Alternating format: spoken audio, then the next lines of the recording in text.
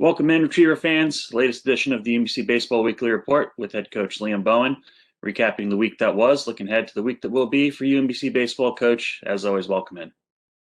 Thanks, Dave. Good morning. So the Retrievers coming off a split against Binghamton this past weekend, lost the first game 8-3, but then bounced back in game 2 on Friday. It's Friday-Saturday doubleheader this weekend, 15-9 in game 2 on Friday. Won the first game on Saturday, 14-9, but then fell in the finale 6-4. Binghamton coming back to win that one. Coach, just a quick recap of the weekend. Yeah, I think it was honestly a little disappointing, which is progress for us. I think being disappointed with the split in your home park, that's how a capable team should feel. And seeing the guys at the end of game 4, knowing that we had kind of let that one slip away, I thought they were appropriately frustrated, and not discouraged, but just frustrated that we missed our chance to win there. I think overall, I think we continue to be explosive at times offensively, and that really helps, particularly in our park. And it wasn't our best work from a pitching and defense standpoint. I thought we pitched it better last week. We were a little bit more up and down this week, and we have to grow on that side of the ball to contend for championships in this league. And I know we will. There's some youth there. There's some things that we can do developmentally to continue to get better. It's just going to be a process. And once we are, up to standard from a run prevention standpoint, I think we're going to have as good a chance as anybody to make a run at things. It's just a matter of what the timetable is for getting there. And right now we have 16 games left, and we're trying to make that timetable this weekend. We're going to be hard at work at practice this week to get better. That's for certain. And then one of these guys that had a big game, and it was game 3, I believe, on Saturday, Nolan Charlton, couple hits, 3 runs scored, had a bunch of RBIs, had a big home run in the first inning that really got the offense jump started. He's been kind of this everyday guy in the infield, playing second base, has been playing third base recently. Talk about him and what he's been doing and how you've seen him grow. Only been a couple years, though, in Baltimore. Yeah, Nolan's been great. He's, kind of our culture personified. He's just a gritty, tough, kind of dirt dog of a player. He's starting to swing the bat better. I think as the years gone on, you've seen him improve. A big part of that was he got hurt in the fall, and he broke his collarbone. And I told him at the beginning of the year, I thought the season was coming like a couple of weeks too early for him. He wasn't quite back to what we know he can be. And it's just been awesome to see him these past few weeks playing the way he's capable of. He does a really good job for us defensively in the infield, no matter where we put him. And we've put him a couple different places. He really does a good job managing his at-bats, getting on base. And you see, he could run into one and had, that swing that went down the line for us just fair. That was a big moment in that game 3. So does a lot of different things for us. And most of all, we really rely on him for just his character and his competitive spirit. I think those are both really strong when it comes to Nolan. And then I know you're not a guy that likes to look at the standings, but when you look at the standings after the weekend, it seems like there's not much movement throughout the league. A lot of parity this year, team splitting series. And if the team does win a series, it's very rare and it's a very hard-fought series. Just kind of talk about the league as it's starting now to get into the final month here this weekend, just how the league is starting to shape out. Stony Brook dropped 3 against NJIT, who we'll talk about later on in the program. Mm-hmm. It's a good league, and it's a league that has a ton of veterans, a lot of teams that are really well coached, a lot of teams that are similar. Teams have different strengths and weaknesses, but there's a lot of teams that on any given day, it's going to be a real contest in terms of who's going to come away victorious. So I think sometimes our league doesn't always get its due from a baseball standpoint. I think, it's something that when you look back over, the history of the past few years in the mid-major baseball leagues on the East Coast and the northeastern part of the country, I think we compare as, well with anybody. I think it's a lot of schools that have invested in baseball and have the right leadership. And every time you tangle with one of those schools, it's really, really hard. They don't beat themselves. I think that's one thing you see in these America East series is games are very rarely given away. You really have to go and take it from all these teams. And that was the case, against Binghamton. It's been the case the whole rest of the year, and I'm sure it'll be the case these last 4 weekends.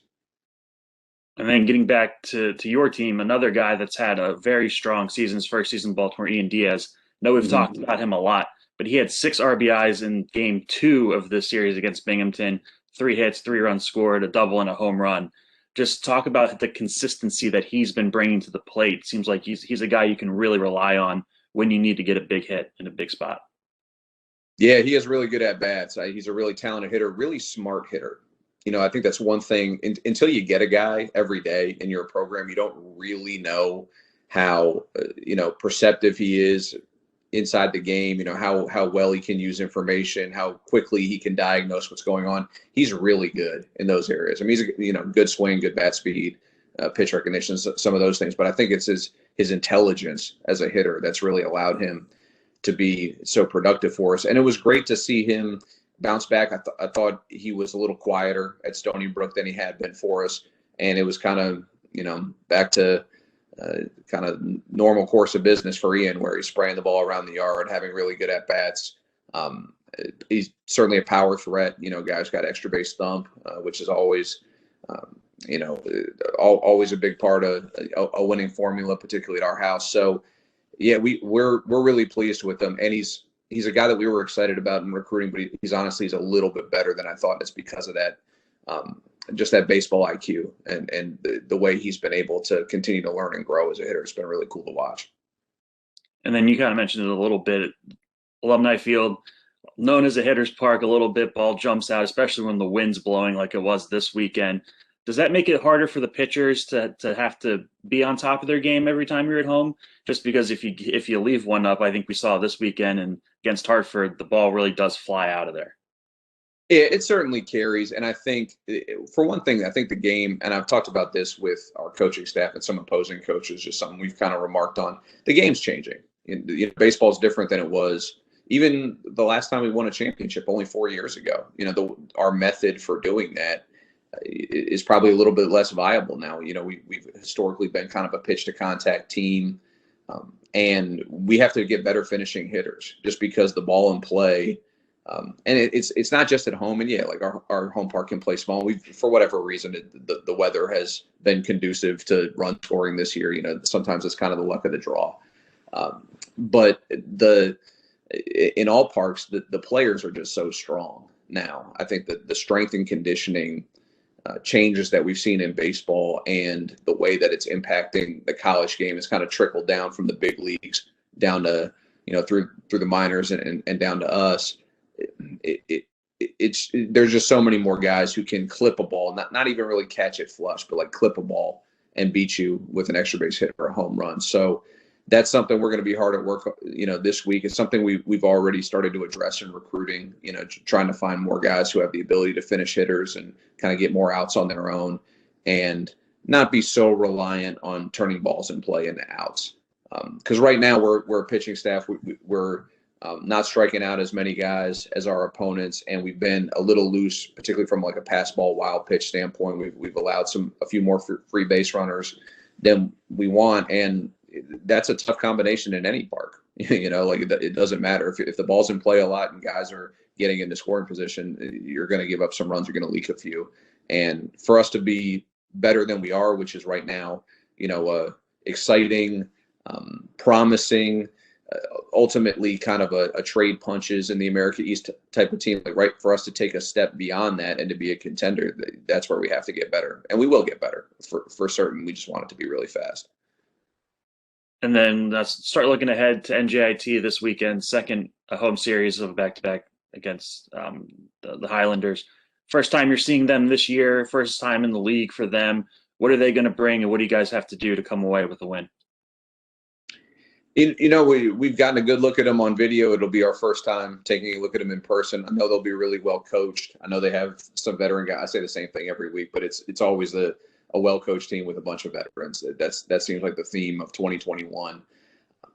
For us, I think continuing our pace offensively, continuing to, I think we lead the league in just about everything offensively, and continuing to, kind of have that be the cornerstone of our team this year that we've been so good on that side of the ball. And, Coach Marsh and Coach Terrell have done a great job developing those guys and kind of crafting a style that's really working. So we got to bring that to a new challenge, a new group of pitchers that we're going to see from NJIT, be ready for those guys. And then, like I said, we have to be stingier allowing guys in scoring position from pitching and defense standpoint. I think defensively we're off to a great start in the year, and the last 2 weekends have not been as good. We need to kind of get back to the standard that we established previously in that area, and we got to be better finishing hitters. We got to be better 0-2 counts, 1-2 counts. Particularly with guys on base, it's gotten to the point for our group where I feel like it's an issue. So sometimes that can be a little bit luck where flares get down on 1-2 even when you make a good pitch, and I don't think we've been making good enough pitches in those counts. So we're going to address it this week and make sure we're ready for a team that just beat the number 26 team in the country 3 out of 4. And kind of did what we were not able to do against Stony Brook, which is win those 1-run games. We lost a couple of those, and they were able to get the W. So I'm sure there'll be a big challenge. And if we're able to make a few tweaks and play better in a couple of areas, I know we'll be ready. All right. Well, Coach, thank you as always. Appreciate the time. Sure thing, Dave. Go Dogs. Go Dogs. Retrievers finishing their back-to-back homestands against NJIT this Saturday and Sunday. Both doubleheaders starting at 1 p.m. at Alumni Field. All action will be on AmericaEast.tv. And as always, keep up to date with UMBC Baseball on UMBCRetrievers.com and the team's Twitter page at UMBC Baseball.